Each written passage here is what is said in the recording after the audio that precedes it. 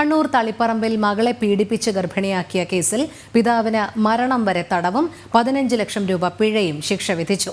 13-കാരിയെ 2019 മുതൽ പിതാവ് നിരന്തരം പീഡിപ്പിച്ച് ഗർഭിണിയാക്കിയ കേസിലാണ് തളിപ്പറമ്പ് പോക്സോ കോടതി ജഡ്ജി ആർ രാജേഷ് വിധി പറഞ്ഞത്. പിഴത്തുക മകൾക്ക് നൽകണം.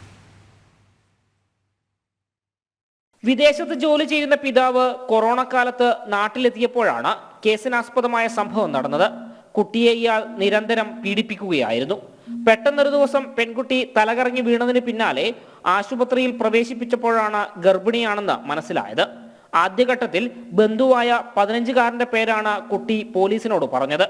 എന്നാൽ മൊഴിയിൽ പൊരുത്തക്കേട് തോന്നിയതിനെ തുടർന്ന് വനിതാ പോലീസും കൗൺസിലർമാരും ചേർന്ന് സംസാരിച്ചപ്പോഴാണ് പിതാവാണ് പീഡിപ്പിച്ചതെന്ന് പെൺകുട്ടി പറഞ്ഞത്.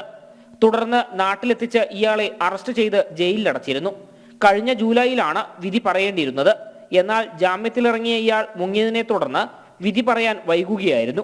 കഴിഞ്ഞ ദിവസം പ്രതി നാട്ടിലെത്തിയിട്ടുണ്ടെന്ന് രഹസ്യവിവരം ലഭിച്ചതിനെ തുടർന്ന് തളിപ്പറമ്പ് പോലീസ് ഇയാളെ അറസ്റ്റ് ചെയ്ത് കോടതിയിൽ ഹാജരാക്കുകയായിരുന്നു.